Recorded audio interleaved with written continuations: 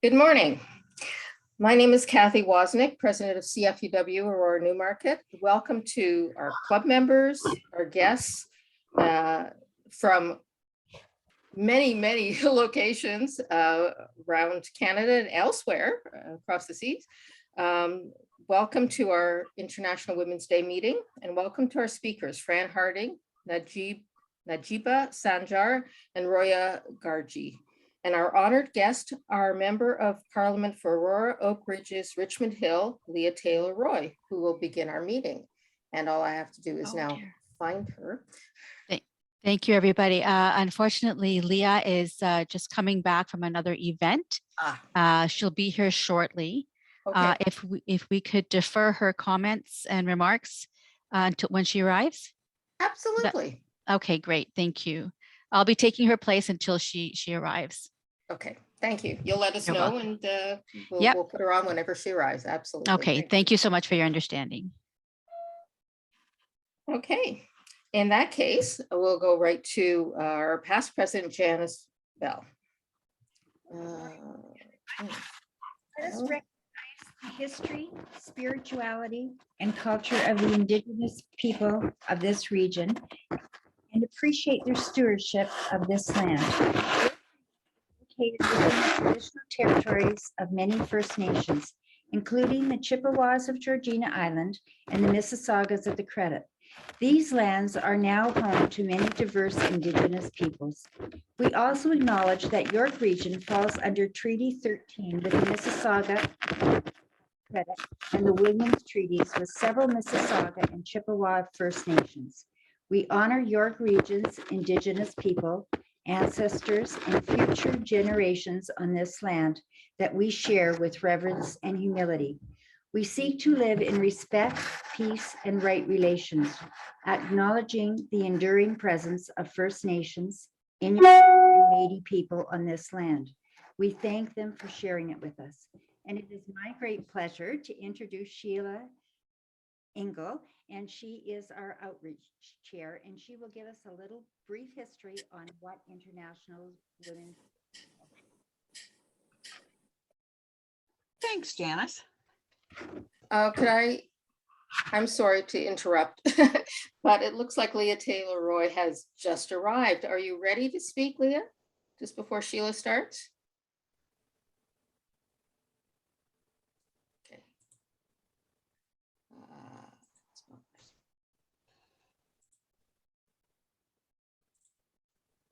Sorry, Leah, you're muted. And we'll ask everyone, please, to stay on mute unless you're actually speaking and presenting. Great. Thank you. Great. I was just thanking CFUW, Janice and Sheila and everyone for having this event today. International Women's Day is, as everyone here knows, a special day for women, but also, as it's called, International Women's Day for the international community. And right now, there's so much going on around the world, and the fact that you are focusing on the women in Afghanistan, I think is wonderful. So I did prepare a few remarks. I generally don't read remarks, but I'm going to, because when I don't do that, I speak too long, and I know you have a very full agenda. So today I'm actually going to follow my remarks, so I keep it shorter.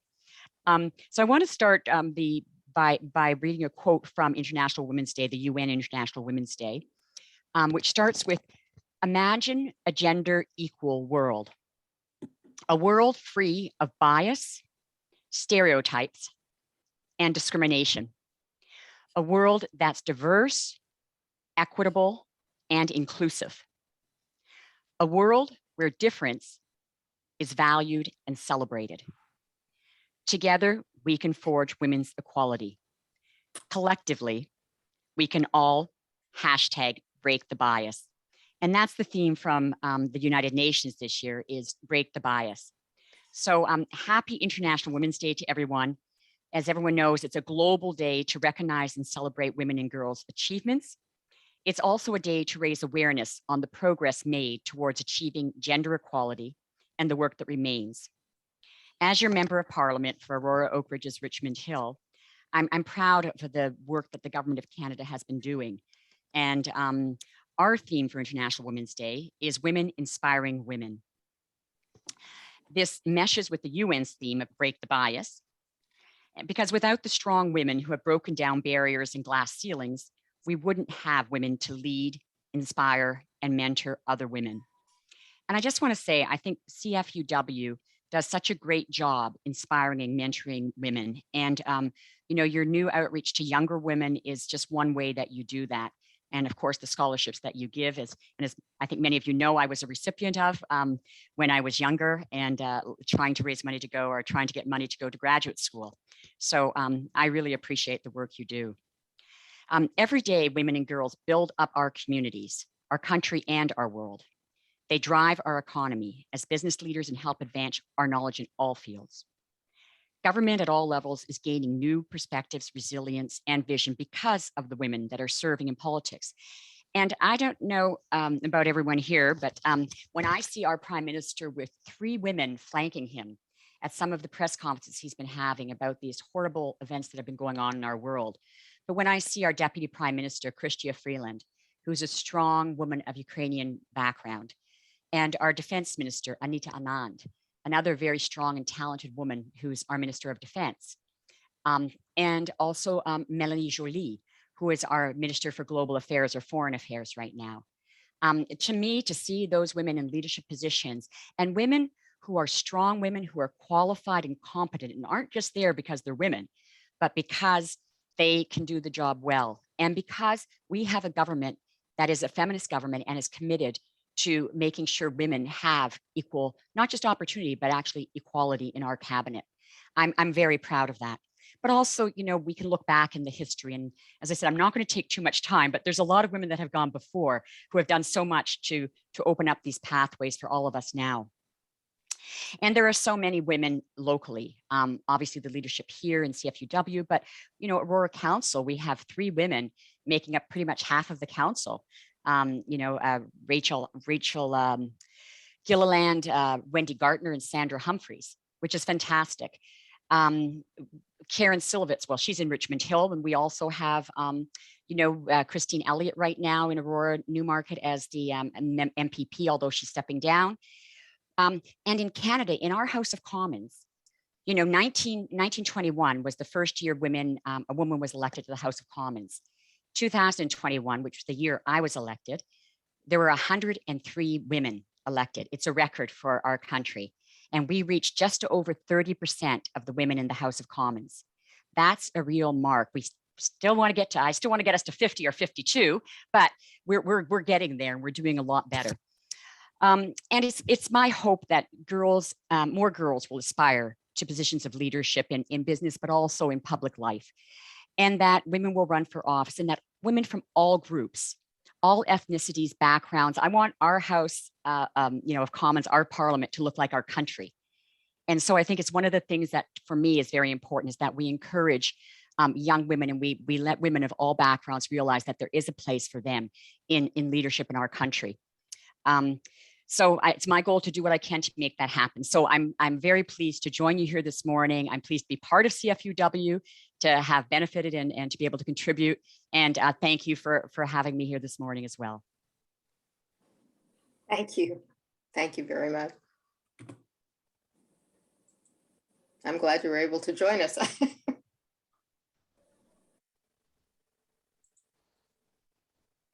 Okay, well, thank you, Leah, for those words.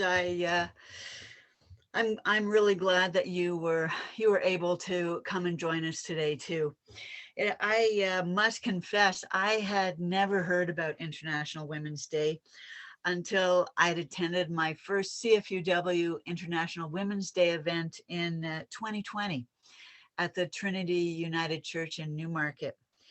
And that day I was surrounded by women who listened so closely and attentively to the speaker, and, you know, asked really informed and insightful questions. And then at the end, they all got up and walked exuberantly to the Fairy Lake Bridge to sing. And I was like, whoa, I gotta find out more about this day and this club. I was enthused and I was amazed. So I did look a little bit into what International Women's Day was all about, and this is what I found out. This is just a small part of the history. So International Women's Day has been observed since the early 1900s, a time when women were becoming more vocal and active in protesting women's oppression and inequality. In 1977, the United Nations adopted a resolution declaring a United Nations Day for Women's Rights and International Peace on any day designated by its member states. And in 1996, the United Nations announced a yearly theme, which continues to this day. And this year, it's Break the Bias. In 2001, the internationalwomensday.com platform was launched with the purpose of instilling new energy into the day, celebrating and making visible the achievements of women while continuing the call for accelerating gender parity. And this purpose continues to be valid today as the struggle for gender parity goes on. We have witnessed great improvements over the years, with more women in positions of power, as Leah has mentioned, more women having the ability to choose work and family, and more girls being able to attain a university education. Unfortunately, wage parity has not yet been achieved. Women in positions of power are not represented equally with their male counterparts, and globally, women's education, health, and gender-based violence are worse for women than men. Today, we're going to hear stories of adversity, courage, and determination, and how women working with women can and does make a difference every day. And so it's 2022. We can't meet in person, but let me tell you, CFUW Aurora Newmarket is going to be on the Ferry Lake Bridge today, and we are singing. I want to leave you with part of a poem by Maya Angelou, which I'm sure all of you, a wonderful woman that I'm sure you're all aware of. I'm just going to read a little part of this poem. The poem is called Still I'll Rise. I'm a black ocean, leaping and wide. Welling and swelling, I bear in the tide. Leaving behind nights of terror and fear, I rise. Into a daybreak that's wondrously clear, I rise. Bringing the gifts that my ancestors gave. I am the dream and the hope of the slave. I rise, I rise, I rise. It's dramatic.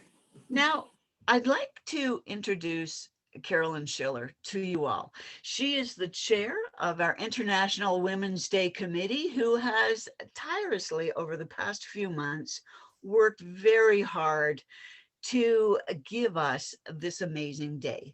So Carolyn, thank you, and here you go. Thanks so much. Morning, everybody. It's my pleasure to introduce Fran Harding.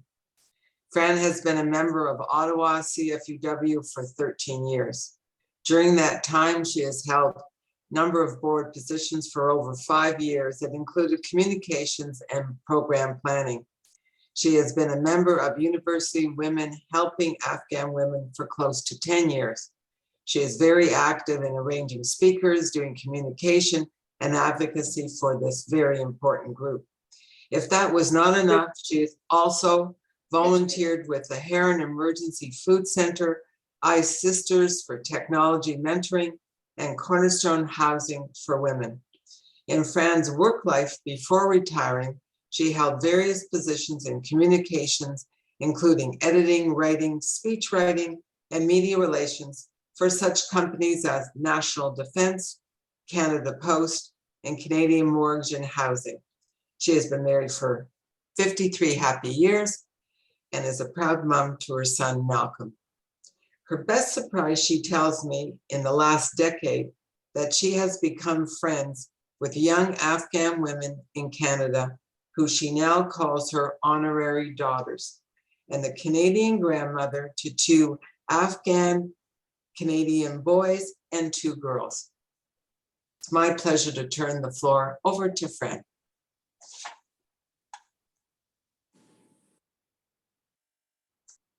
She's got on mute. Sorry, Fran, you're still on mute. What happened there? I think she cut everybody out.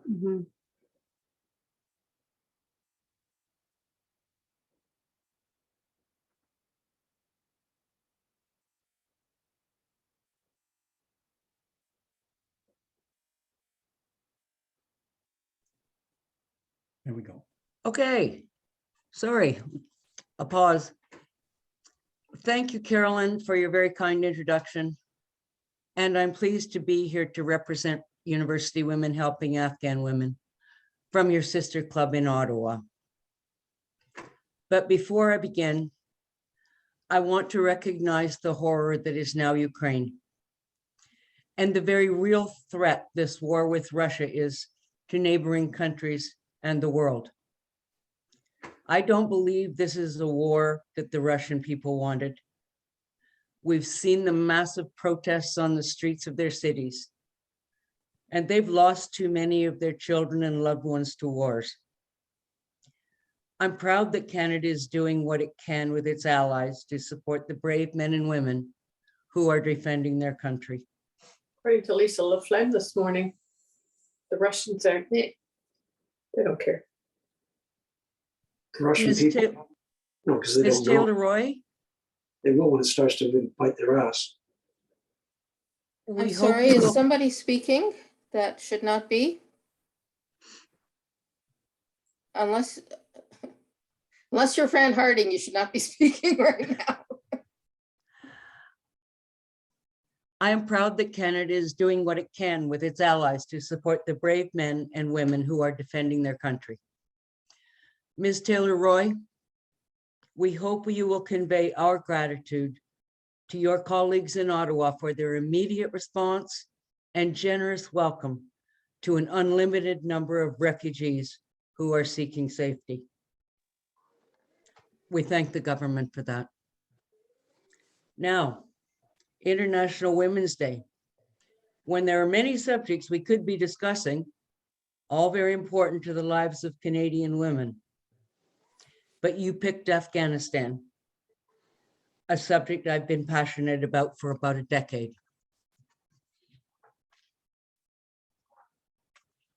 I will tell you how University Women Helping Afghan Women came to be, what we've done over the years, what our concerns, fears, and preoccupations are today, and some thoughts about what Canada might do to help Afghan people survive and safely come to Canada.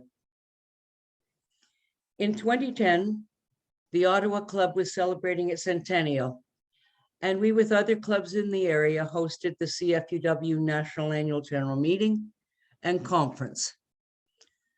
The theme was Value the Past and Shape the Future. Well, we lauded the trailblazing women who had contributed so much to our country, and we looked at the kaleidoscope of Afghanistan and tried to understand how to help Afghan women and girls shape their future in their fragile, misogynist land. By 2010, the besieged country of Afghanistan had been on our front pages since Canadian troops deployed with the International Security Force in 2003. Now we know about places like Kandahar, Kabul, Mazar-e-Sharif, and of the Canadian soldiers and civilians who had lost their lives.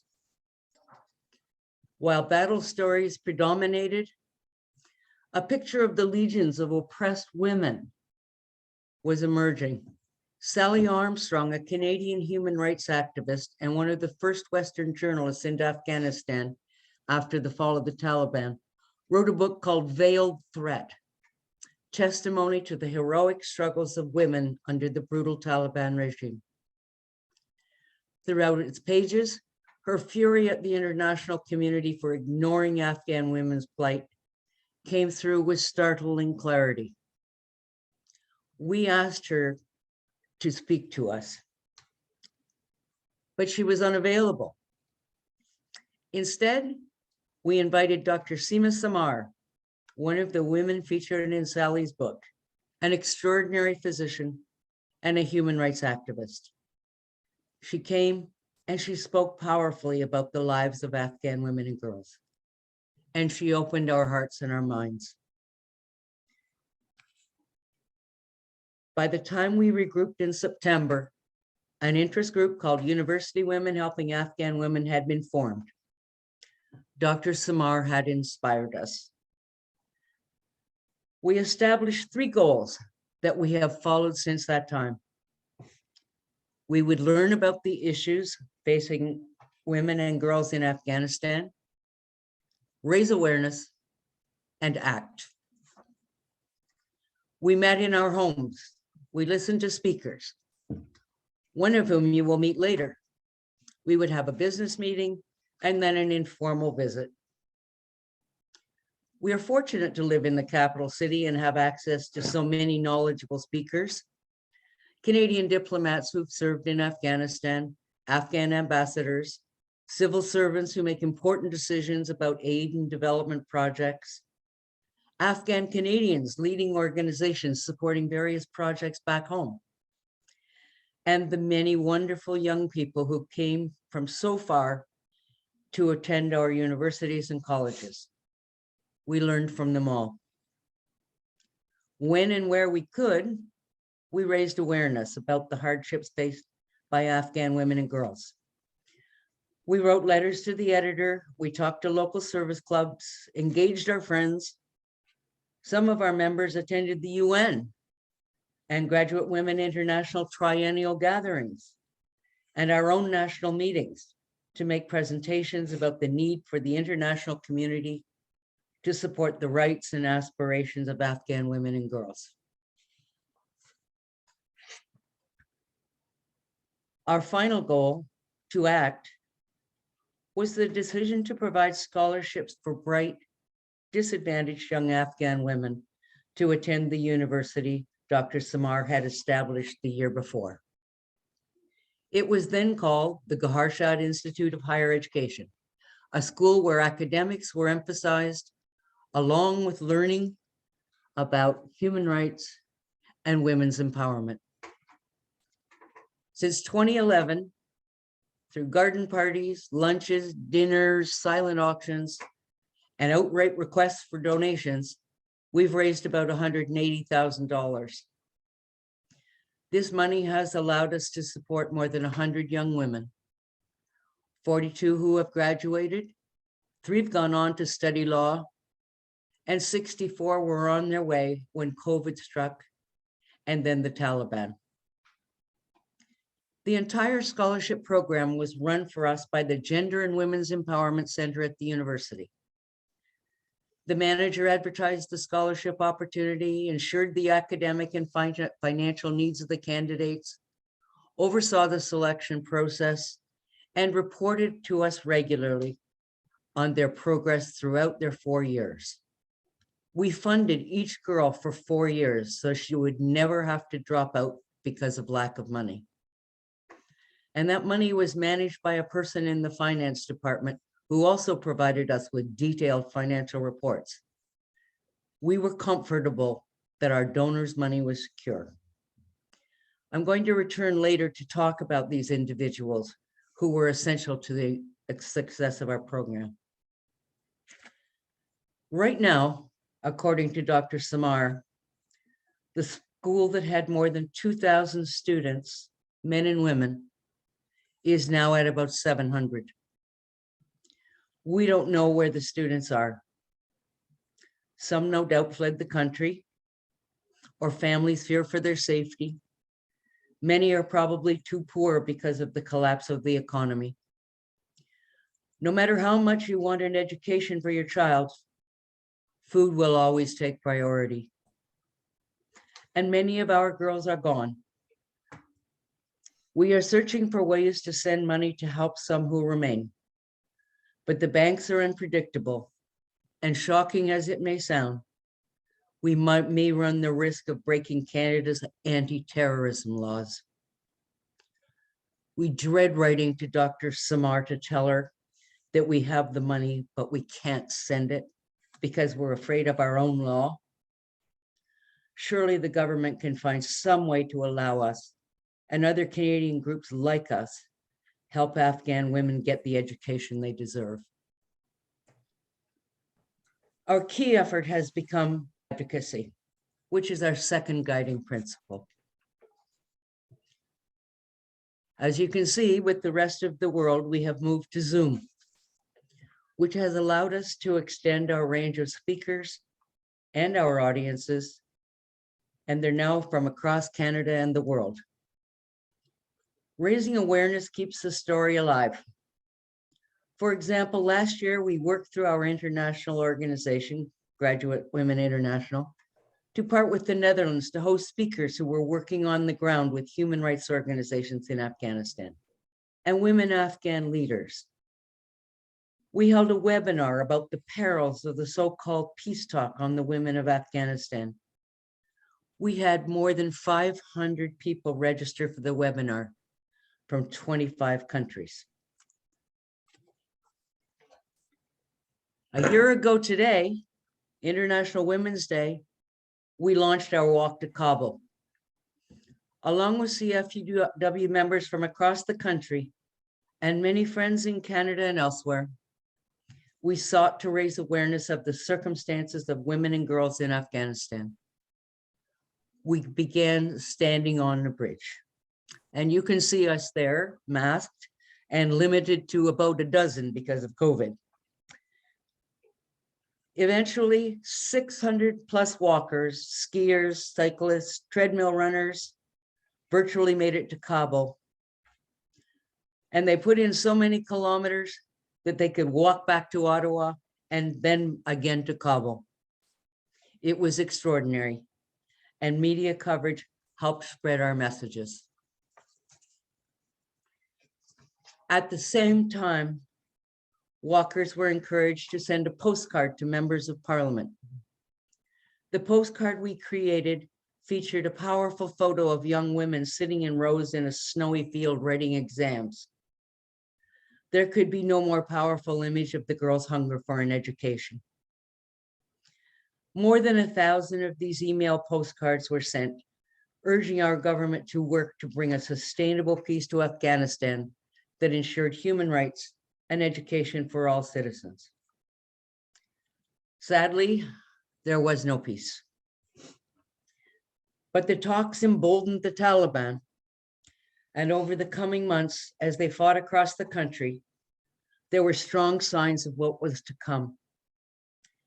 They required local officials to send them lists of unmarried women, girls, and widows so they could be married to the Afghan fighters. They killed, and they lashed, and they spread their perverse interpretation of the Quran. On August 15th, Kabul fell. We witnessed the horrific scenes of a few days of evacuations, insufficient to help the thousands who wanted to leave. The oppression of women began immediately. They were sent home from their jobs. Schools were shut. And when they reopen, women will not be able to attend high school. Anyone who had worked with the international community was at risk of imprisonment or extrajudicial killing. Journalists were prevented from presenting news that did not conform to Taliban thinking. We know many were killed. Women leaders, judges, and human rights advocates were targets. They were on hit lists, and some simply disappeared. The Taliban uttered soothing words through their spokesman to appease Western nations, but their actions belied their words. Don't believe what they say, believe what they do. Many thousands escaped through dangerous routes. Some paid hundreds of dollars each for bogus gate cards to try to cross into Pakistan. Of course, they don't work. But so many died in the efforts. Thousands who wanted to escape could not. And that was University Women Helping Afghan Women's first direct involvement with the tragedy that was unfolding. Earlier, I spoke of the people who ran our scholarship fund and helped it flourish. The manager of the Gender and Women's Empowerment Center and the finance manager reached out to us. We urged them to apply to Canada, specifically for the program that was designed to help especially vulnerable people. Women leaders, human rights promoters, journalists, persecuted religious minorities, and members of the LGBTQI community. The president of CFUW National and the vice president for international affairs provided them with letters of support. They applied. They followed the instructions on the government website that said, if you are still in Afghanistan and cannot leave, stay there, stay safe. Such comforting words. What would you expect from Canada? Suggesting that help was on the way. Our friends remained in place until the Taliban started sending threatening messages, and they each had to move with their families. They used every link provided by the government website and each time received an automated acknowledgement. Months later, still with no file number, no assurance that Canada was going to act, the finance minister, his wife, and a brother escaped to Pakistan, having sold their valuables and leaving behind many members of his family. Eventually, Germany took him and his wife, not the brother, and they are resettling there now. We're happy for them because their months in Pakistan were hellish, but we were sad that Canada did not help. The woman who managed our scholarship program and a key promoter of women's rights could not leave. She had just given birth by cesarean section and was unable to make the dangerous journey with an infant, a young child, her husband, a widowed mother, and a sister who'd been a police officer. Another huge target for the Taliban. Once again, applications, acknowledgements, no file number, no action. We are working every single angle we can to find a file. We've met with our MPs. They are trying. But if at this point, if they are to get to Canada, we're going to need some powerful intervention. All we can tell our friends is that we are working as hard as we can, but they must pursue the other countries to which they applied as well.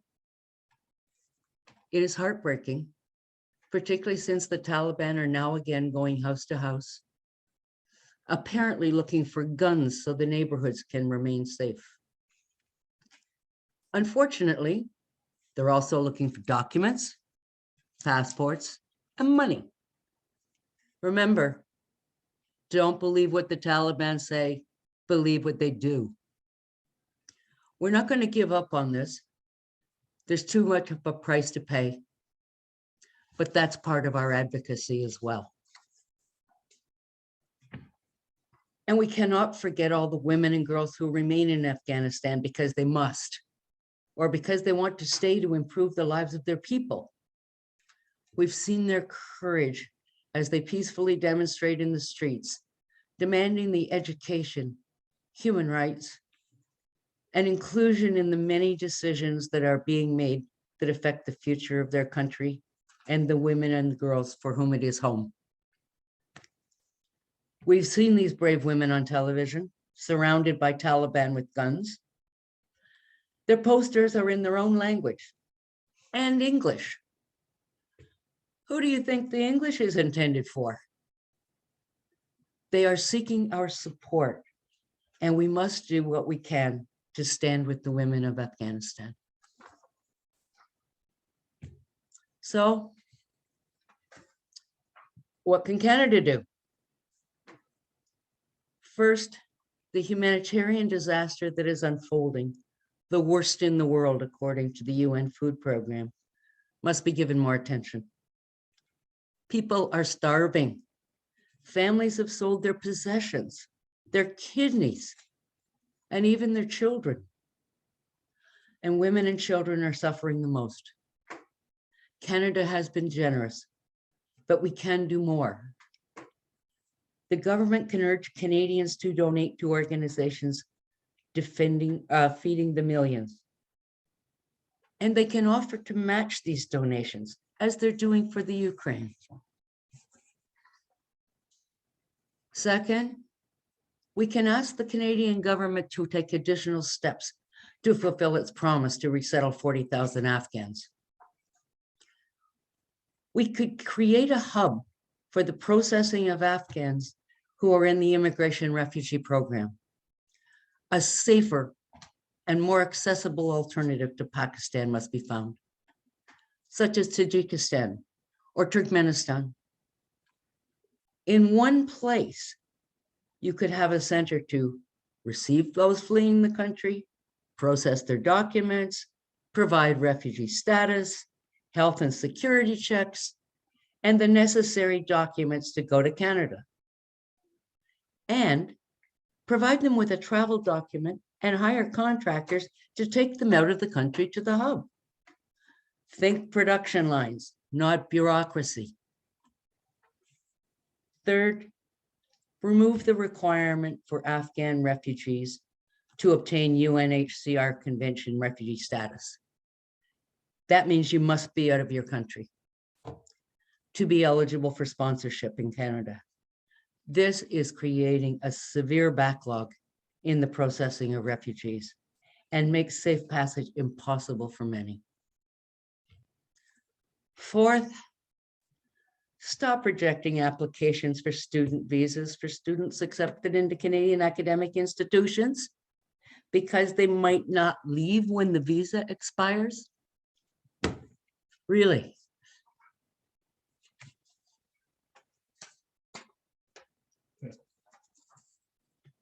Fifth, we must increase the number of referral agencies to assist the most vulnerable. And don't force these terrified people to be out of the country to be accepted. Sixth, can we get creative with our rules? If an unlimited number of Ukrainians can come here to live and work, let us offer this to the Afghans as well. And finally, for the brave women protesting for their rights, we must support them. And there's only one organization mandated to do this. It's called UNAMA, the United Nations Assistance Mission in Afghanistan. It is currently headed by Deborah Lyons, Canada's former ambassador to Afghanistan. She and her staff, on behalf of the United Nations, monitor human rights violations. They can talk to the government. They can discuss on our behalf how to make a peaceful and fair society. They can be our eyes and ears. This month, this mandate must be renewed. And we urge Canada to work with others to ensure it is strong and has the necessary tools to help the women and girls of Afghanistan. And what can we do?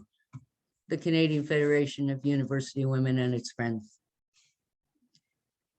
We can continue to learn. We can raise awareness. And we can act. ladies and gentlemen, thank you for your interest and your very kind attention. And it's my great pleasure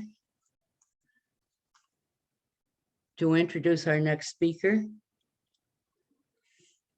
my honorary daughter, Roya Garcia, and my dear friend.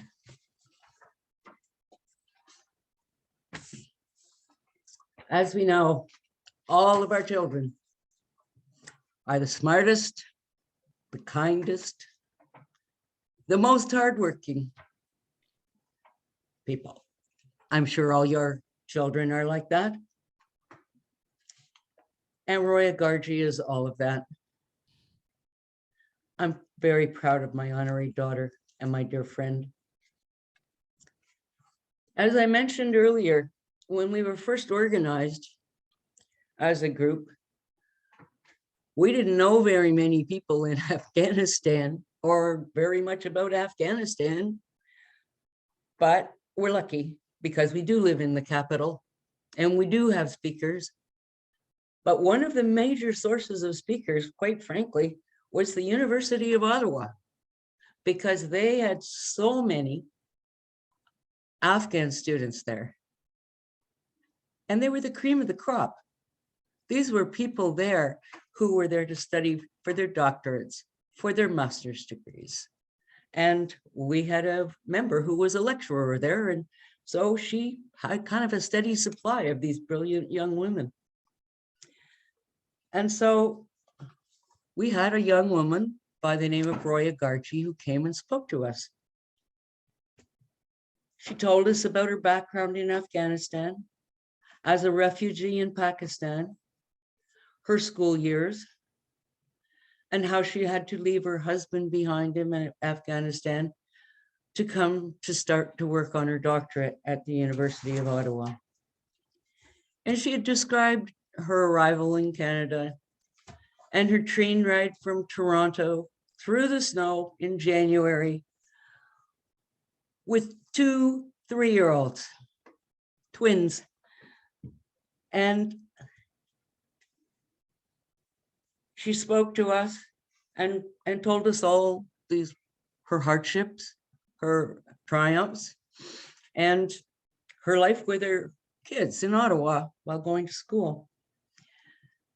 And as would happen afterwards, there was a question and answer period. And because there was a bunch of women in the audience, they said, "Is there anything you need?" And Roya said, "Well, you know those carts that people have to bring their groceries from the grocery store? I would like one of those because it's hard on the bus with the boys." Well, I don't think Roya ever got her bundle buggy, but she got a ride every Saturday to the grocery store. And a bunch of us got to play with the 3-year-olds. We went to the park and we played in the snow and we kicked the soccer ball around. And Roya has become, over the years, a member of our club. And she personally was the closest we ever got to any of our students, because at one point she went home to Afghanistan and we said, "Could you go to Gaharshad for us and meet our students and talk to them and bring us their story?" And she did. She went there for us. She videotaped them. She made a little slideshow, and we saw her talking to the girls, and the girls talking back saying, "Oh, we're so grateful to go to school." And I'm sorry I was interrupted there. And could you please ask them if they would send us to post grad work outside the country?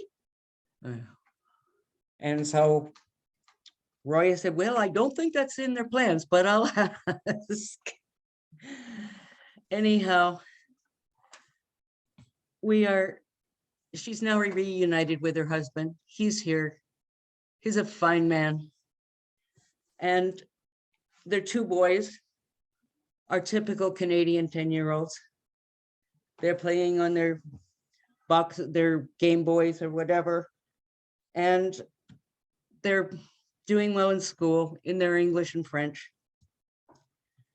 And Roya is now a leader within the Afghan Canadian community here in Ottawa.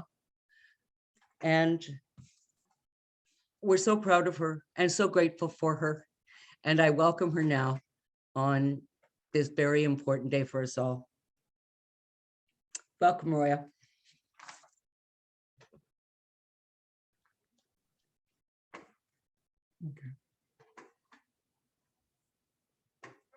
Thank you so much, Fran. Thank you so much. It's a pleasure always be in your group. And it's my honor to be part of this amazing group all the time and especially today. So to start with, I'm just gonna start I hope that you see my screen. So good morning, everybody, and happy International Women's Day to everybody. Thank you, Fran, for the kind introduction and the background that how I came here and how I was part of this group, and giving me this opportunity to share my story as an African woman. As we all know that this 8th of March is not exactly what I was thinking to be 8th of March for Afghan women, but I will try my level best to share how I feel about 8th of March of 2022 and what I would like that other group of people would think and do not forget Afghan women in general. So my presentation is, I named my presentation 8th of March of 2020, the darkest Women's Day for Afghan women, because I think it is the darkest 8th of March. We never thought that we will see this day. We never thought that we will go back to the 20 years back. People always move forward. We see progress, we see improvement. But in our case in Afghanistan, we went back 20 years back, which is the darkest. And you cannot imagine if you, for example, you study for 20 years and then you go back to the darkest cave and be a caveman. So that is the exact impression for me for today. So I divided my presentation for 5 slides. 8th of March for me as a Roya Garcia, Women's Day in Afghanistan right now. The last 20 years of women achievement in Afghanistan, what happened to it? The journey from isolated girl in Afghanistan to an independent, strong woman I am today. The journey of my immigration to Canada and the hope of Afghan women. And we will not give up. Today's Afghan women are not the women that the Taliban taught in 1994. That is a different woman. We will not give up. This dark era will not be taken back to, they cannot put us back to our home. They cannot put us on the caves. We will resist. We will show resistance with the help of international community. I hope we will do it. So today, I cannot say Happy Women's Day to Afghan women, to my sisters in Afghanistan, because it's not a happy 8th of March. On August 15, 2021, me and my husband put our kids to the bed early, and my husband looked through the window and we both cried.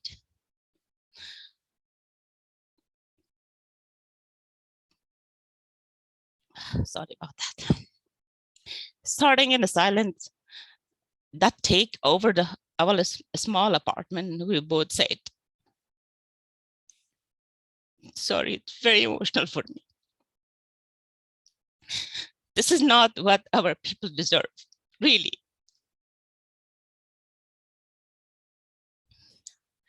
Women in my country will no longer smile, will no longer wear colorful, bright clothing. We will not be able to go back to Afghanistan to smell the food, to hear the music, and our hope to go back to country. My country died.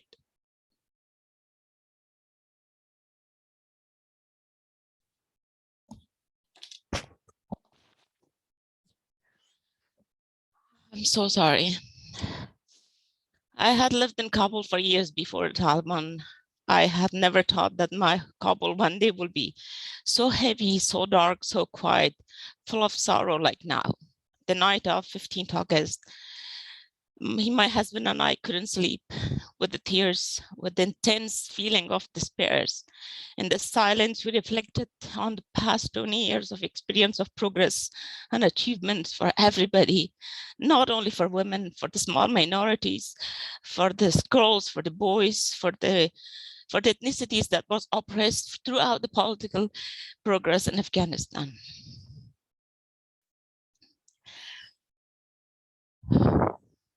Today in Afghanistan, 8th of March is not celebrated because women are not considered to be equal as men.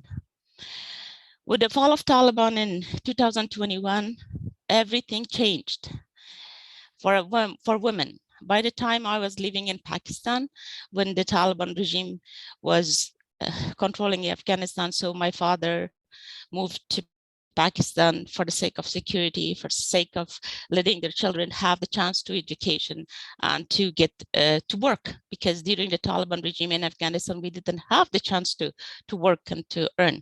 Even though during that 5 years that we were in Pakistan, we waved carpet throughout the day from 4 o'clock in the morning till 4 o'clock in the evening, 12 hours of waving carpet to survive, because my father was old enough not to work because he was not able to work. He was 70 something, 75 something, and he got married late.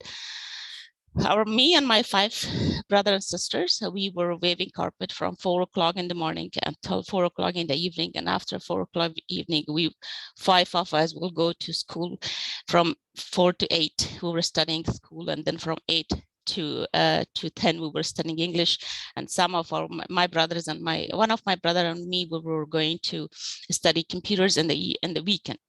So all those years of putting in education, hard work.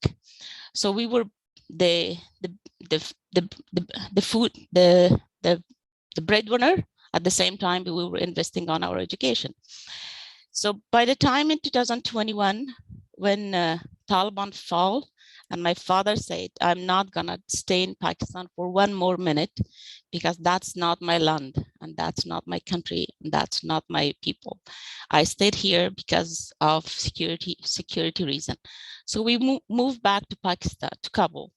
I remember I was young, 19-year naive, full of hope and full of plan for future. After the fall of Taliban, the improvement of Afghan women and girls was the central point of campaign for the international community involvement in Afghanistan. One of the 18 benchmark for the international community to be involved in Afghanistan was to improve the women's condition in Afghanistan. So the world shown that when the opportunity was given to the Afghan women in the last 20 years shown to the community, to the international community, that they can do it when the opportunities are given to them. In the last 20 years, we filled the universities. Classes are more than boys, there was a girls. The desk of office, from the policeman, to the ministers, to the Olympic, to the singing, every aspect of public life was filled with Afghan women. We shown to the world that we have the capacity, we have the talent, we have no less than men, even we are more than them, if the opportunities are given to us. But today, all those opportunities are taken from us, and then we are back thrown to the presence of home. So right now, the Afghan women, if they want to go outside to go outside, they have to be accompanied by a man. Where all the all the women in Afghanistan cannot have accompany a man. Some of them does not have a brother. Some of them does not have a husband. And why we should be accompanied by men? Because Taliban thinks that we do not have the capacity to protect ourselves from them. So you have to be accompanied by a man to be secured. So with the fall of Taliban, the door of opportunity in 2001, the door of opportunity reopened for millions of women like me who wanted to study, to grow. From a no hope for unlimited opportunities. In March 2002, I started learning English in a community center in the Aga Khan Foundation, where I got the opportunity to apply for a scholarship, fully funded 1-year academic English, and 4 years of undergrad, from where the door was open for me till now. So, sorry, these are my twins. Okay, just finish short. Okay, so from 2002 till now, I got 1 full-year scholarship, fully funded scholarship for my English, to learn English for academic purpose. I got George Soros Open Foundation scholarship, full scholarship for my BA undergrad. Upon returning to Kabul, I joined the government of Afghanistan to help the international community to meet the gender integration benchmark in Afghanistan. Why it was important, and by then and now, that women aspect of women's integration and women's presence in the policy making, because by the time I joined the Afghan government, and they were trying to make the plan for making roads to the rural areas, and then they were just the bunch of men. They were making, okay, let's take this path and make this road there and there and there and there, and nobody thinks that women who are in the rural area, they want the roads to across nearby the villages, so they can access to the healthcare. They can go to get access to the schools, get access to the other places, because women thinks differently and men thinks differently, and when women are not part of the policy making, they are not included, and their needs are not included in the policy making, and that's why they are ignored, and their needs are ignored, and that's why millions and millions of women are dying to go to hospital, to get healthcare, that's why maternity rate that is a huge in Afghanistan, because they don't care about those needs. They were saying that let's dig a well for people to get access to water, and they're out of blue. They say, okay, let's dig a well here. And who brings water to the house? It's women. And they never thought that how accessible that wheel should be for women household to get it there without being approached by men, I don't know, because those are the rural areas. So that like when I was talking to the people to bringing those points, saying that no, it has to be local women, has to be enrolled when you're making these policies so they can share their views, how applicable, how practical this plan that you're making is for women, not just for men. They were surprised. They were saying, okay, how could we never thought of this? Because you all never included women in your policy making. That's why it's not important for you guys. That's how women inclusion and policy making in all aspects of life, policy and public life is important.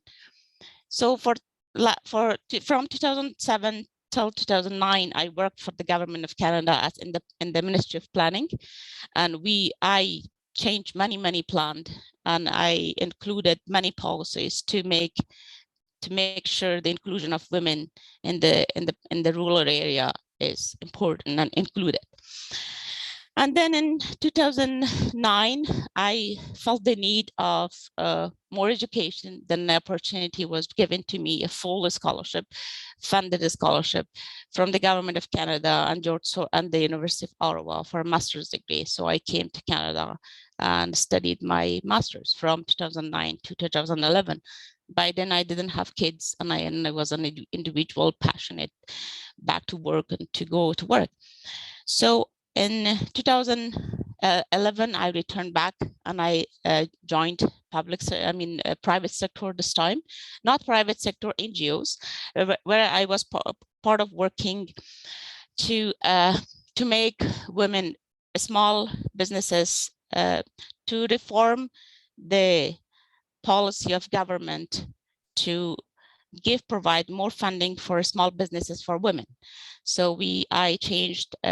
So that was a very, very important part for Afghanistan, because when women was applying for funding in the bank, they were not giving bank fund for women because they did not have the documents to put as a insurance, like a house.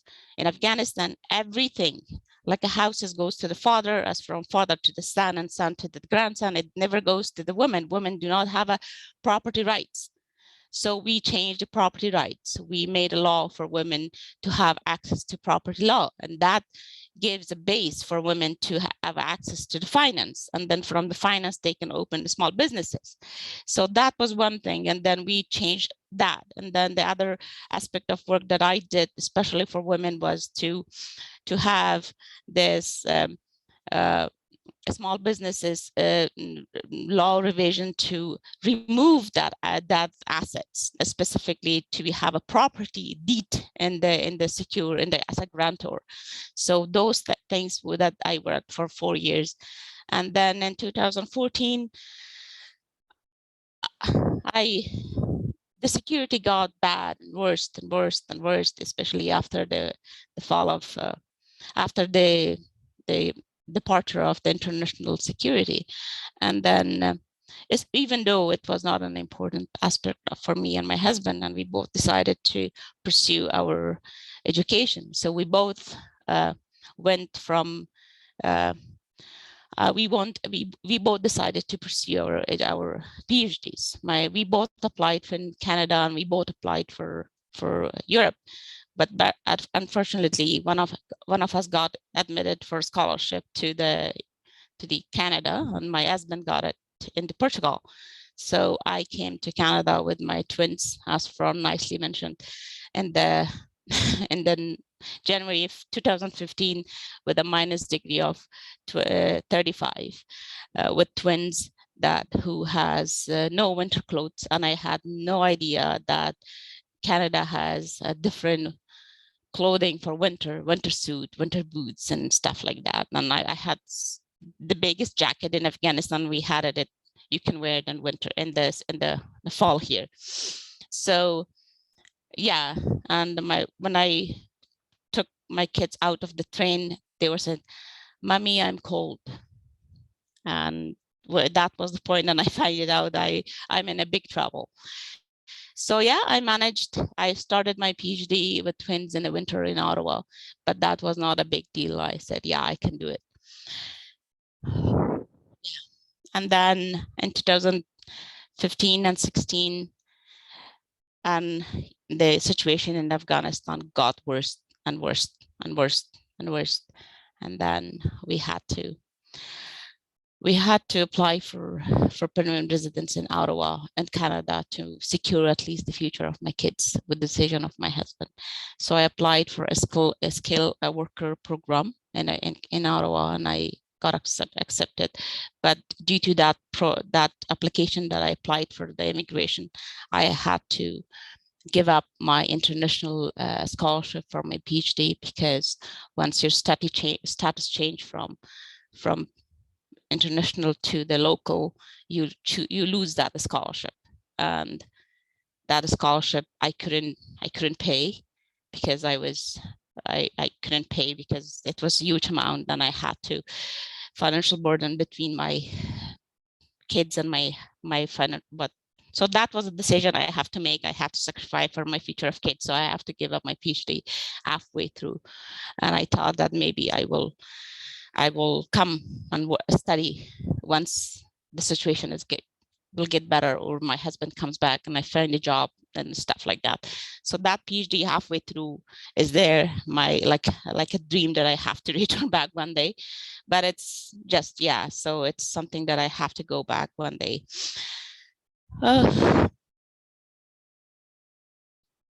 So my journey with Taliban, with immigration in Canada was hard.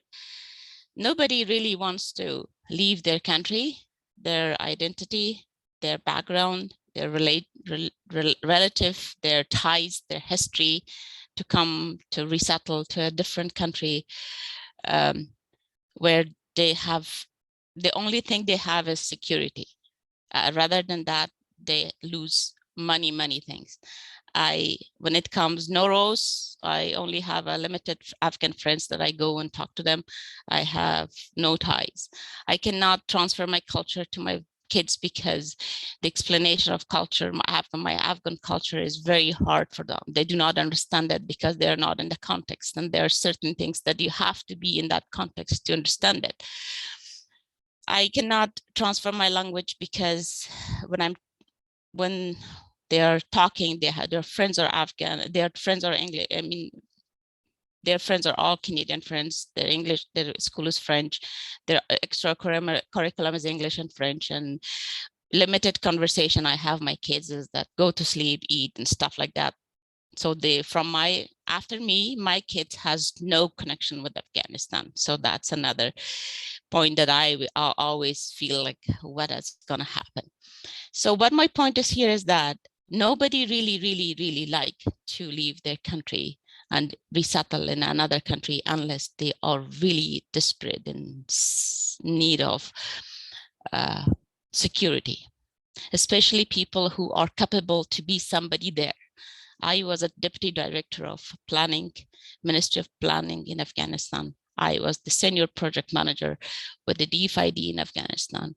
I had my driver. I had when I was come home, I had servant who was cleaning my house, and I had all those things as a luxury house that somebody could wish to have it. I left all those behind because I couldn't leave there because of my life was in danger. I came in Canada. When I ever applied for a job, they never accepted my background in Afghanistan. They said, no, you do not have Canadian experience, so you have to start from the beginning. Even though I had a master's degree from the Ottawa University, ignore my 2 years of PhD. I had to start as the sales representative in a small company. Then I had to start as a receptionist in a small company. I had to kill all those capacity that I had to feed my family.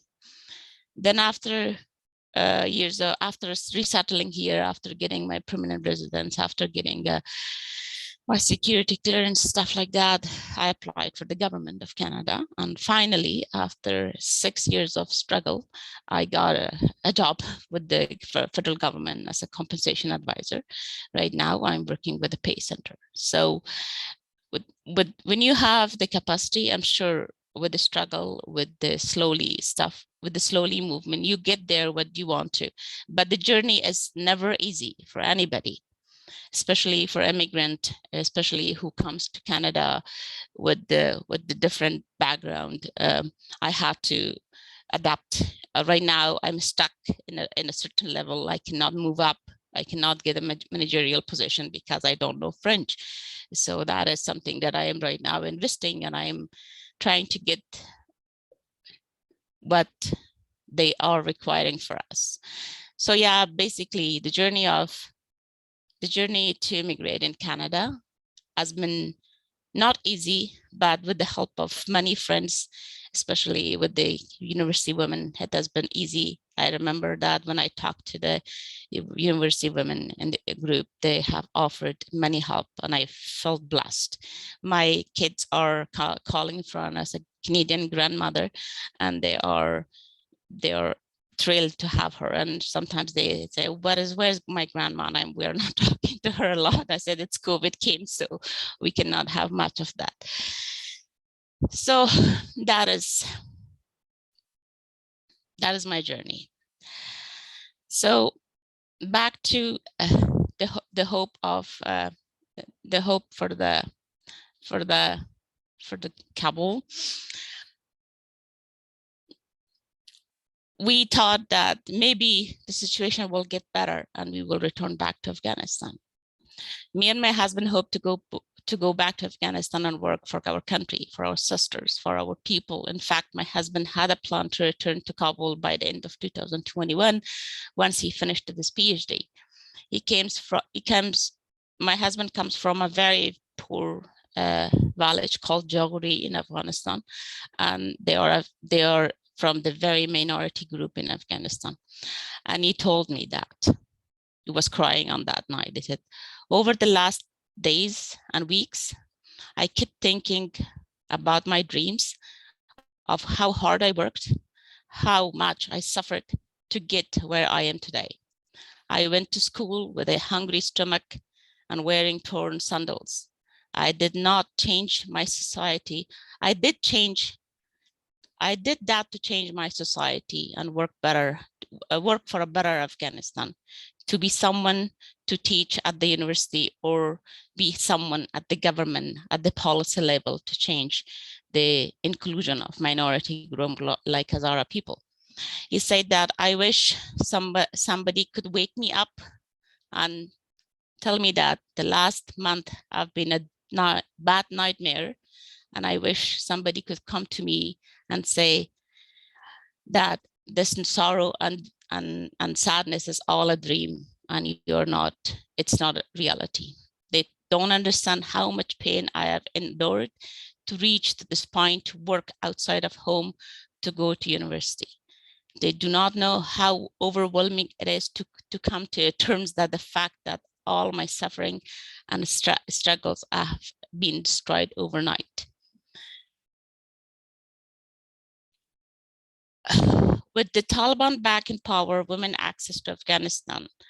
Women across Afghanistan braces for uncertain future, waiting for creepy days to discover what it stands and what they lose. Over the past 20 years, bucked by Taliban control over the country, women shown to the world that they have the ability, talent, and passion to achieve part of all aspects of the public life. They joined the military, judiciary system, the government, and list of their achievement goes beyond all this list that I have. With the Taliban back in power, women across Afghanistan brace an uncertain future. They don't know what's going to happen to them. And I talked to some of my friends, and they told me that the Taliban came and killed all my esprit. That's true. As if I reached the end of the world, and where everything is closed and shut, and there's no hope for better future. And others says, these days I cry for all that I've gone. These days my identity, my aspiration are vanishing before my eyes.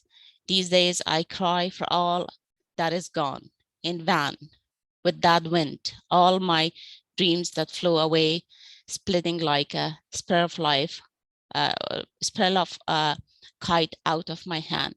The Taliban return was the death of dreams. The Taliban absurd return to power in August felt like the end of the world for me, because women have been burned from the pursuing, banned from the pursuing post-secondary education under the rule of Taliban. So these stories goes on everywhere, and they all for the last 20 years, what we have done, everything is gone, and now we do not know what to do. So women are sent back to home to limit their abilities. They cannot be singers, they cannot be actresses, they cannot participate in sports. They can go to schools, yeah, of course, so till the middle school. There's no high school, there's no universities, there's no, they cannot be part of the all aspect of public life. There are certain things, and they says the government, the Taliban promised that the new Taliban regime was committed to the right of women within the context of a strict interpretation of Islamic law. What does that look like? We all know. We all know that they can translate that strict interpretation of law, Islamic law, and that Islamic law is like women has to be accompanied by a man, women cannot travel alone, women cannot be exposed body-wise, women cannot do the sport, women cannot sing, women cannot be politician, women cannot be in the position of power, women cannot do this, women cannot do that. And what is that inclusion of women in the society? It does not mean anything, I think. And I think from my perspective, I think we are not the women of 20 years back. All my sisters back home in Afghanistan shown a huge resistance toward this new regime of Taliban. We didn't go sit at home and lock ourselves and say that, yeah, we're gonna accept it. No, they have shown the resilience, they've shown the persistence, they've shown that we are not gonna accept whatever the Taliban is gonna give us. But what can this resistance will be strong if the international community keep pushing the government of Taliban to give the full right of women in Afghanistan. Taliban regime right now are trying to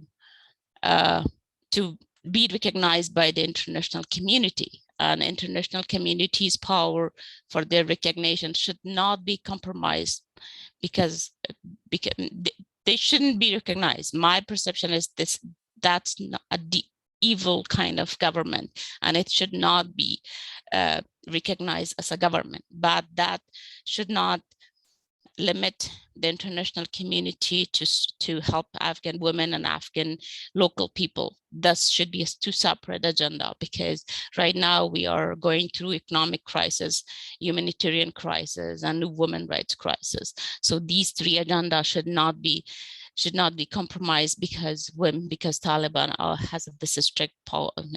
Listen, you have to accept us as a government so we can do this. No, the international community should refocus their involvement in Afghanistan and helping women to get their rights, to provide economic assistance to Afghanistan, and also to remove this humanitarian assistance, and because of the economy is gonna collapse. And I'm so sorry that my presentation was overwhelming because of the emotions, and I'm thrilled to be here today. And thank you so much for everything. I know I'm not a presenter and I'm not a public speaker. I just shared what I was experiencing for 6 months, and I'm still in a state of how to say shock, or at least I would say I'm trying to digest the transition to see what I can do from my personally as a woman. I am in contact with many women there. They are opening their a sacred house education in their basements. We are trying to do fundraising for those teachers who are trying to keep the education running for Afghanistan, for Afghan women. With the Canadian Women for Afghan Women, we are trying to push and promote those teachers who has this passion to keep the education in house for women to go on. But that's for now what I think we can do for now. Yeah, and I thank the University Women for Afghan Women to give this opportunity to talk, because awareness and raising awareness and being in the talk always in the news, and it keeps people aware that Afghanistan is still a topic, and it's not forgotten. And I know the Ukraine situation is something that everybody is focusing right now, but let's not forget Afghanistan, and let's support them till they get to a point of peace and stability. Thank you so much. Right now, I introduce my older sister, Najiba Gharji. She is a role model for me from very childhood. She is a strong a woman to count on, a hardworking mother and a sister that always been very there for me. Najiba, here for you. Thank you. Thank you, Roya, so much for kind introduction, and thank you so much. Let me share first my screen, then I will continue. All right, Roy, you'll have to stop sharing yours Okay. first. Trying Yeah. it. Perfect. Thank you.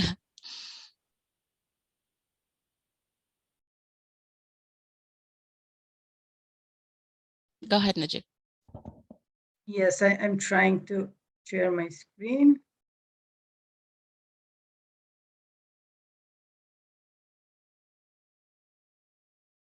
Can you see my screen? Yes, that's fine. We can see it. Okay. Thank you so much again, Roya, for the presentation. I also cried together with you.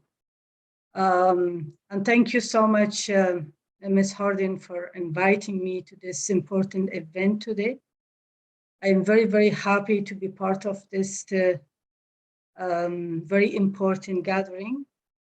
I will also share my personal stories as a woman from Afghanistan who shared the same painful experience as Roya did. So our life is much more adventurous than what Roya has shared. So, but this is not a forum that we can share all those hardship that we went through in life. At least I'm happy that we could manage to survive throughout all this hardship in our life, with so many political change and difficulties in Afghanistan that all women experience. Today is International Women's Day, but in my country, nobody celebrates it because the government doesn't value the women anymore. So if the government is not taking the lead to support the women, so of course the people doesn't have any reason to celebrate this day. But I'm happy that I'm in this part of the world and I'm part of this event today, that I can share and I celebrate this day together with you, and I can share the experiences of my life, and which is the experiences of all women in Afghanistan. And thank you again for inviting me to this event. Actually, 20 years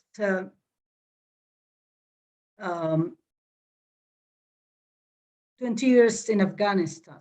It has the US and international engagement after 2001 in Afghanistan has changed the life of many people, especially women, because the focus and the pressure by international communities to focus on the women were there, and the government of the ex-government of Afghanistan had to put a special focus on women development in Afghanistan. So that pressure by international communities really changed the life of so many people and so many women and thousands of women in Afghanistan. So me and Roya and me, we are the examples of those efforts, the examples of those supports given by international community. So after this is the second time that we experience collapse of Afghan government into the hands of terrorists, and I'm in shock, and still I cannot imagine that once in the morning I wake up and everything changed. So nothing. It changed the destiny of the whole 40 millions in Afghanistan, and the destiny of millions of women in Afghanistan. It's still, me and a lot of women and most people in Afghanistan, we still didn't forget the violence, the sufferings, the pains, and the tortures in the 1990s that we experienced. We went through it. So millions of Afghans left their country and went to the neighboring countries to survive there. So we were also one of those people. We went to Pakistan, as Roya explained before, to survive there. But the engagement of international communities after 2001, it created a unique opportunity. So we could go to school. We got scholarships, and we also could work. There was a lot of opportunities for women to get engaged in different spheres of life, in politics, in social life, economic. It was really enabling environment for women to grow. However, it was not very easy because Afghanistan still was really unsecure. It was unsafe. Every day you experience explosions, assassinations, kidnapping, and suicide attacks. When we went outside home, we didn't really know that we will return back alive or not. But despite that, since there was a little hope, there was a little freedom, so we could struggle and try to make to change our lives and the lives of many people in Afghanistan. You can see that Afghanistan once before 15th of August was very colorful. You can see the colors. Women were playing musical instruments. Women were active in sports. Women were active in politics, in economics, in different spheres of life. We had women police that we never had it in the history. We had women pilots. So we had everything, but unfortunately, just in a day, everything disappeared, and we now don't have anything. And it was this development. The development was possible because hundreds of projects implemented in Afghanistan to empower women, and but unfortunately, that achievements and was very, very fragile. And after the collapse of Taliban, so everything disappeared as if nothing happened. However, there are a lot of empowered women who are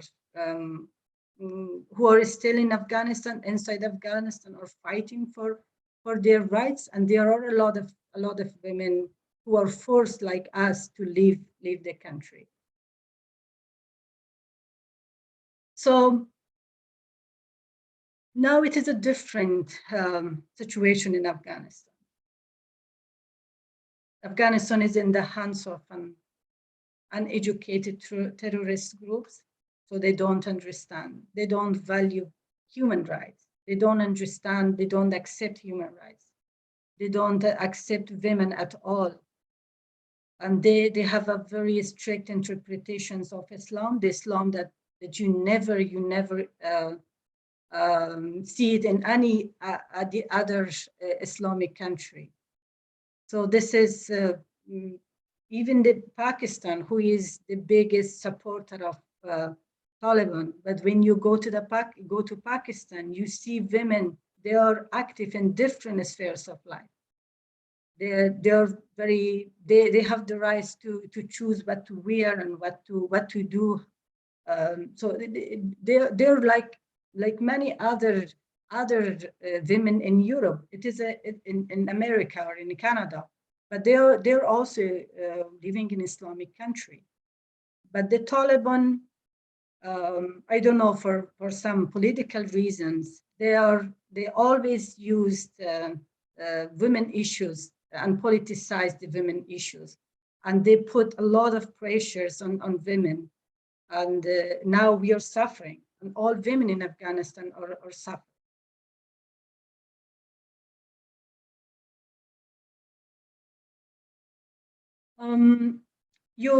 You're aware of all the restrictions Taliban put on women. There is complete ban on many jobs, so outside the health and education field. So some professionals in health and education, they are still going to their jobs, but it is not the same as before. Of course, a lot of restrictions on their movement, so they cannot travel without mahram. So if you provide a health services to women or children in a very remote districts of Afghanistan, you cannot, even as a health service provider, as a doctor, you cannot travel alone. You have, because you are a woman. Doesn't matter if you have got a degree to treat people. You have to have somebody, some male member of your family to accompany you. Of course, this is a illogical. So you cannot. There is nobody in your family to accompany you all the time. The same with the teachers. So if you're a teacher and you're providing education in a remote areas, and this is 2 or 3 hours far from your house, so how you cannot travel alone? Because if you travel, then Taliban will stop you and beat you on the street, or just don't allow you to go to your job. So it is not easy. So what they say, it is not, when you think rationally, it is really not practical. It is simply saying women don't do anything, just stay at home and do the chores. So they're not facilitating. They're not really supporting. So this is putting a lot of pressures on them. So the same in every, women cannot forced to wear burqa. Of course, how is it possible to work when it is very hot in the office, but still you have to cover all your body? And how it is possible to study to sit in the class and to study, but you have to cover your face and all your body. So it is, of course, it is just because they don't want women to go to work, to go to university and get educations.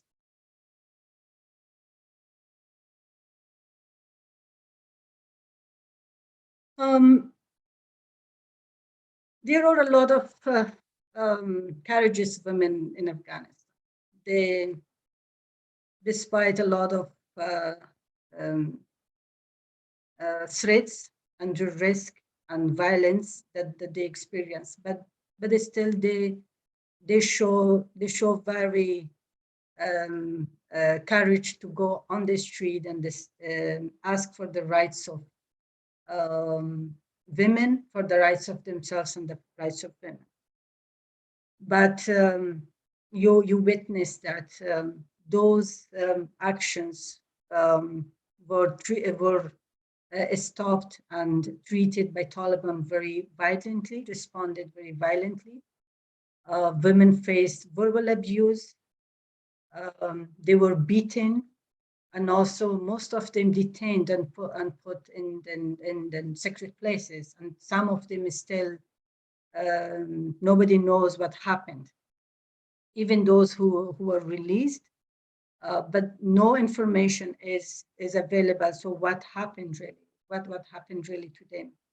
Because they don't allow They don't allow. I'm in contact with most of the women still in Afghanistan.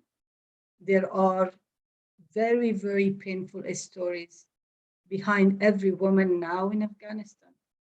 Those women, only few could leave the country, but there's still thousands of them are stuck in Kabul without income, without job, without support, and they really don't know what will happen next, what will happen to their futures, whether they survive or not. But nobody is taking responsibility for that. Taliban asking women to stay at home, but they never ask, if you stay at home, what do you eat? Because there are so many women who lost their male member of their families in the war against Taliban, or maybe they simply don't have any brother or husband to support them financially. Taliban asked them, okay, stay at home. You don't have the right to work, and you don't have the right to get education. But they never ask them, what do you eat if we stop you from working? So many women in Afghanistan are suffering. They have difficulties to feed their children. As Ms. Harding rightly said, they sold their kidneys, they sold everything they had, they spent all their savings, and now they're struggling. And the humanitarian supports is still not enough, and it is not reaching every woman in Afghanistan and every people in Afghanistan. It is so little, because if people are not working, if people don't have employment and they don't have income, so they cannot just rely on the humanitarian supports that is coming, and it is not enough. It is not reaching everybody, but nobody is taking the responsibility for that. And this is, of course, this is not a government. It's a terrorist group that is just took all the people of Afghanistan hostage, and they're just torturing them. Unfortunately, all human rights organizations stopped operation inside Afghanistan, at least those who only few organizations are operating. So it means there is no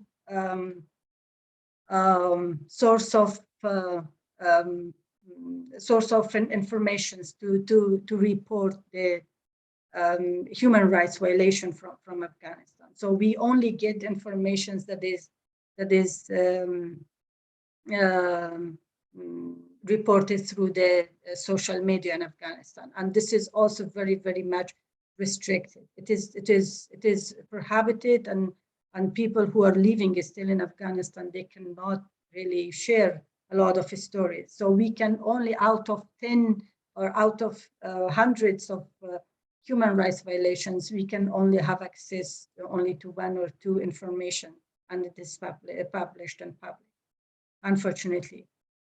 Most of the offenders are outside the country, but still the grassroots levels, the frontline workers, lawyers, journalists, they're still stuck in Afghanistan, because since the international communities only supported those people who work with them. So not a lot of people who are not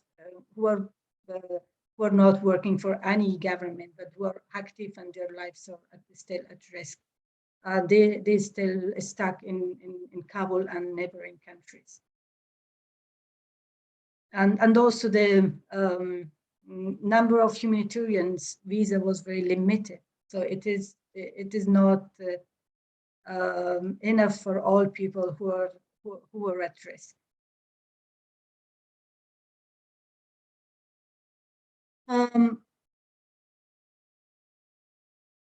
Since human rights is a universal value, and it is very important that today we gather here and we think about the women in Afghanistan. This is really meaningful, because otherwise, what will happen to those women still in Afghanistan who are suffering? People forgot about their rights. People are struggling to feed themselves. People are struggling to feed their children, and they're struggling for every day-to-day survival. And I really hope, and I suggest that all human rights and feminist organizations internationally must step in and start negotiating in a very coordinated manner with the government and the international communities to put women and children at their priority agenda. It is very important that this is the time that we need to come together to help the people there. Otherwise, it is a catastrophe, and this will continue, and I really don't know what will happen. And I'm also suggesting imposing sanctions on government who support Taliban publicly, or any terrorist group such as Pakistan or any country that is supporting, because Taliban is really getting, they're also getting support, and this support is coming from somewhere. And because of this all politics, women are suffering in Afghanistan, and not in Afghanistan, in all over the world. We also need to put pressures to take away politicization of women by Taliban regime or any government in the world. We women in Afghanistan suffered for the last 40 years, even more in Afghanistan, always, and women were the only people who suffered the most. Women and children were suffered the most, and then Taliban are the ones who are violating the rights of women more than any other regimes in Afghanistan. And I believe that we can make this world a better place if we fight for our girls and daughters now. If I, as a person, that I feel safe, secure in Sweden, if I don't think about it, if Roya is sitting in Canada safe and don't think about it, if women in other safe countries are not thinking about women in Afghanistan, or about women in other parts of the world that are suffering.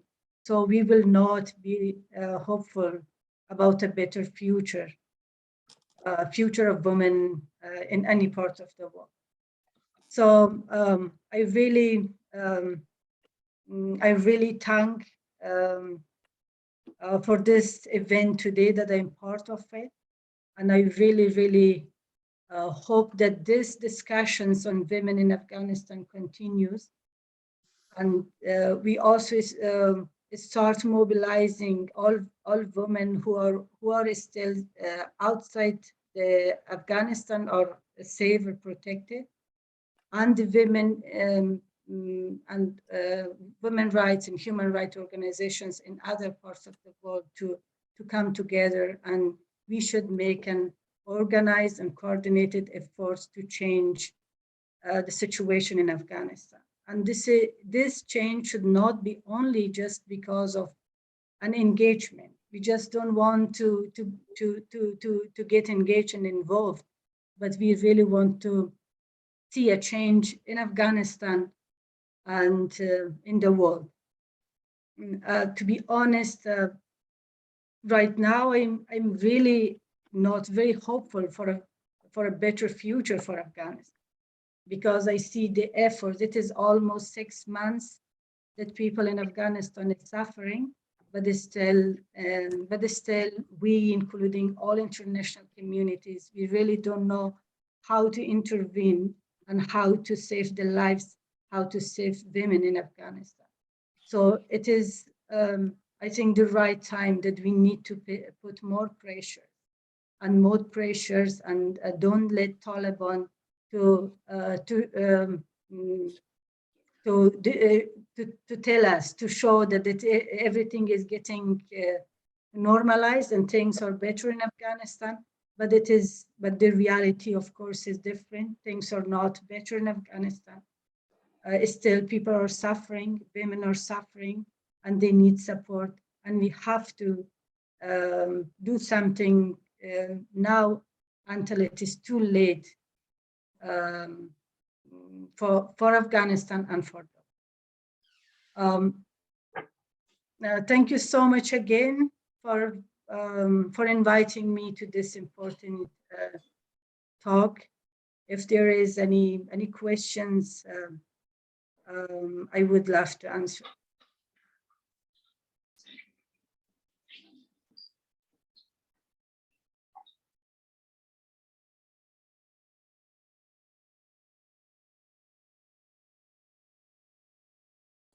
Thank you.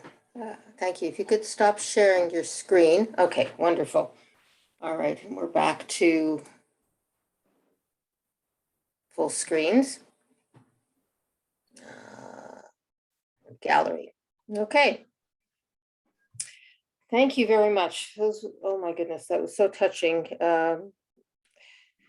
Roya, we understand your emotion, and I wanted to jump through the screen and give you a hug. I'm sorry, we can't do that. A few things that really jumped out for me. How can we help? What can we do? How can our government help? The Ukraine issue, of course, has taken our attention just now, and rightly so, but we can't forget the people of Afghanistan and the women particularly of Afghanistan, and their needs are clearly there, and things are not improving. A few words actually jumped out. Taliban's return was the death of dreams. Roy, when you said that, I started to get very teary when I think how far women had gone in about 20 years or so, how far they had come, I should say, in Afghanistan. And that was just almost in a moment, gone, everything gone. And how sad that is. And the other thing that really stuck out me was gender apartheid. And perhaps people don't think of it the same way. It's not against people of color, and it's not against indigenous people. It's against half of the human race. It's gender apartheid. Yeah. I want to share this screen. This is the how do we help screen. Okay, and that was in, just move that down a little bit.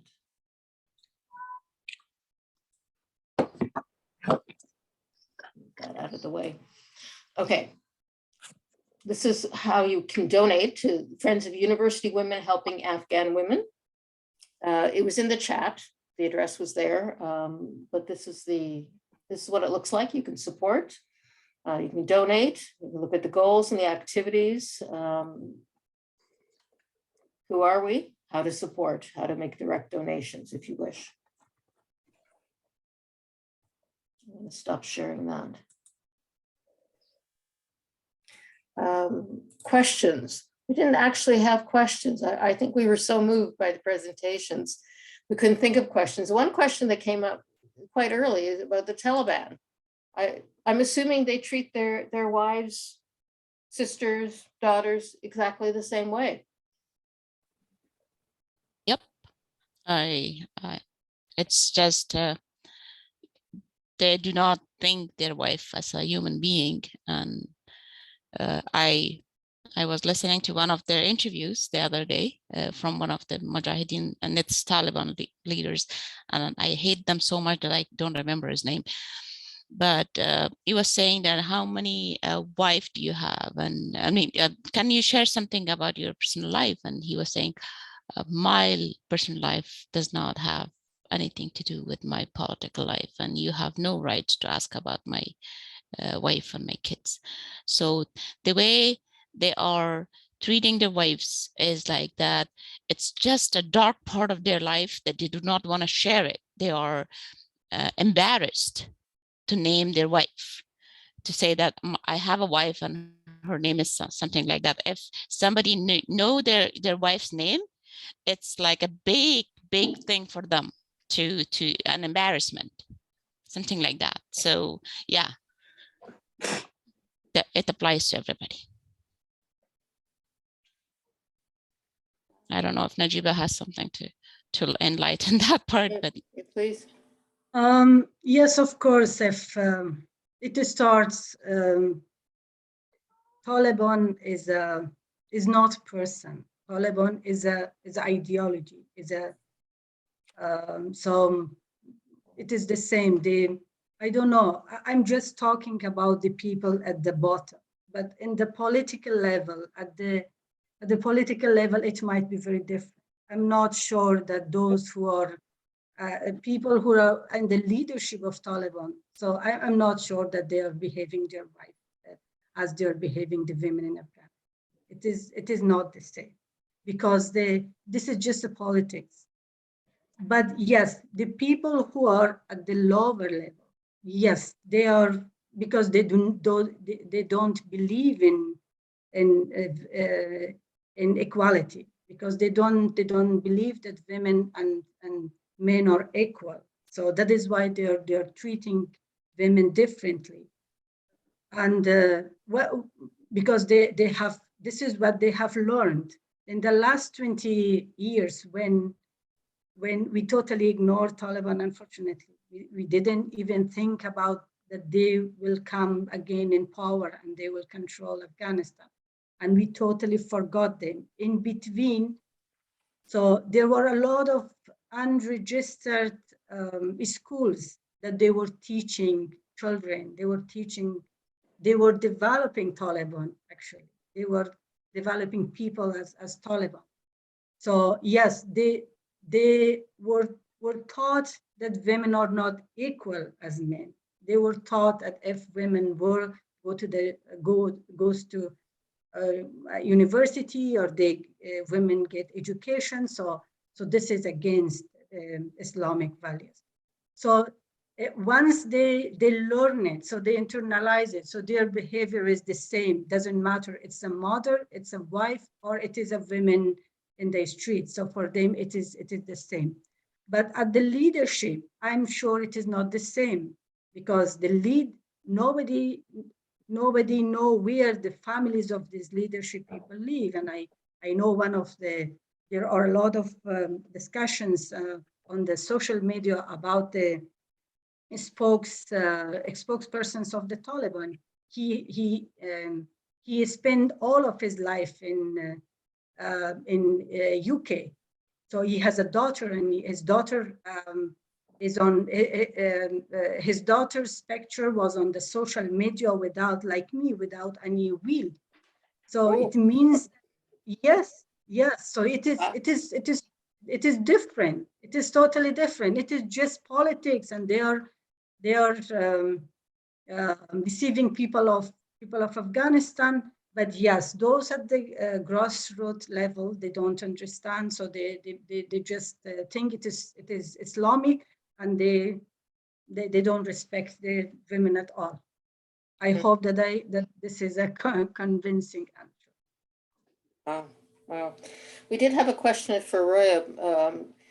What are your goals? Where do you see your life in 3 years, 10 years? For me? Yes. Yeah, for me, I am waiting, and my 5-year plan for now is that in and by the end of the March, I'm passing my BBB, which is bilingual test. Hopefully I pass. If I pass, I'll be applying for the chief position in the pay center. But academic wise, I'm returning back to finish that unfinished PhD in 2025, once my kids is off to middle school. And how old are your boys now? 10. And they have warm coats now. Oh yeah, it's on the slide. And they hate it. We all do. Because they cannot move with it, right? Yeah. Yeah. Do you have any other questions coming in? We were so moved and so touched. We almost don't know what to say, honestly. Yeah, it is a moving moment for everybody. I still cannot stop my emotion when I'm talking about the incident. Me, my husband, I couldn't watch the news for a week, and then I deleted my Facebook for 2 weeks too, so I could not even look at them. I still cannot. There's so much history, there's so much connection emotionally, physically, mentally, whatever, historically, that whenever they talk about it, you know that where they come from. Yeah, so yeah, I cannot do it. I mean, it's very hard for me. I cannot even to listen to Afghan music sometimes, because when I listen, I feel that this is now a history. Now we cannot do it anymore. And that makes me cry. Roya, you're not living, you're living here in Canada now? Yes, obviously, yes. Do people who came, I guess, relatively recently from Afghanistan, do you feel safe here? Yeah, they do, very much. Actually, Fran is aware that we are right now in a process of celebrating Nowruz, which is Afghan New Year, on March 26th, and we are trying to engage the new Afghan who came to Canada, or especially in Ottawa, to sponsor them their fees. I mean, because we have to pay for the venue, the food, the stuff like that, to as a token that they are welcomed in the society, and we, as a part of Afghan community here, provide them the opportunity to engage, to know each other, to know the places, the food, stuff like that.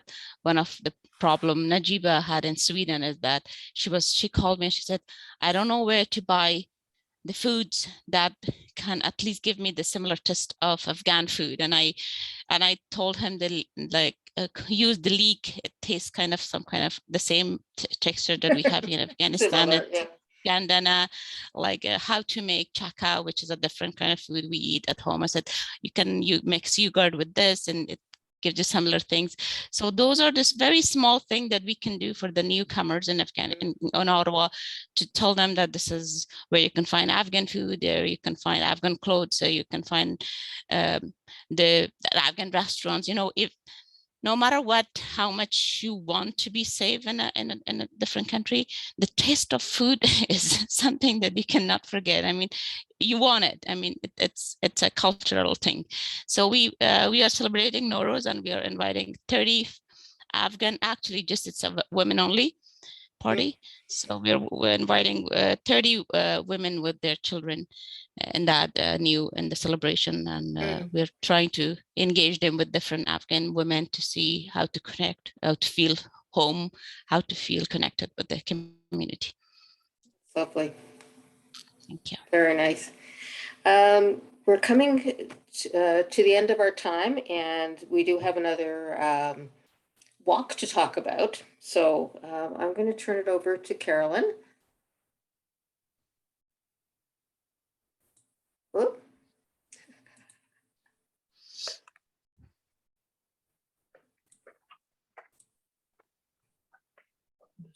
Oops.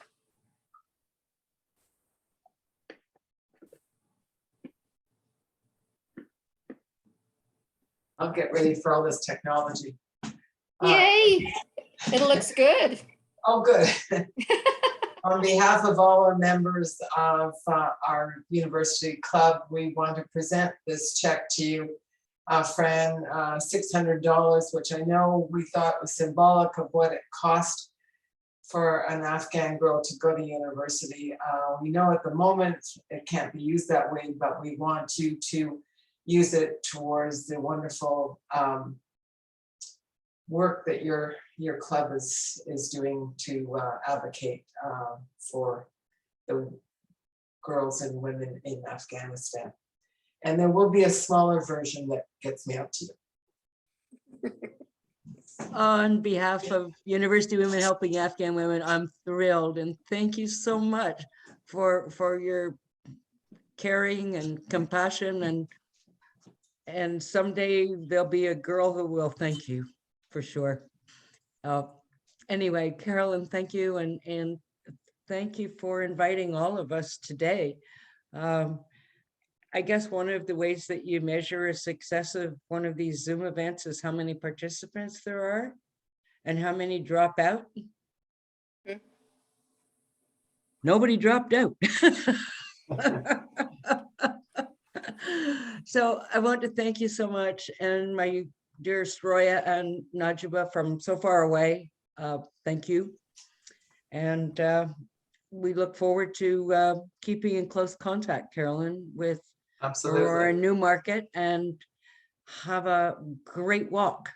Thank you. Yeah, your lectures, I've attended 2 of your monthly lectures, and I encourage other members of our organization to tune in and listen, because they've been really very, very educational. I've really, learned an awful lot. So the next part of this event is we are going to take a symbolic 1-kilometer walk along Fairy Lake Park in Newmarket. We're going to meet at 1:30 at the water entrance downtown Newmarket. I have Canadian Afghan flags. I know some of our members of advocacy, I think, have made some small signs similar to what the women in Afghanistan proudly carry on the street. And then we will meet at the bridge that we do every year and sing "O Canada." So please, I'm hoping as many of our members, it's 2 degrees, it's not warm, but it's not freezing cold, and there's no snow on the horizon. So I hope many of you, after you have a fast bite for lunch, will come and join us for the symbolic walk. Thanks so much. Thank you, everyone. Thank you everyone. for joining us. I'm going to stop the recording at this point.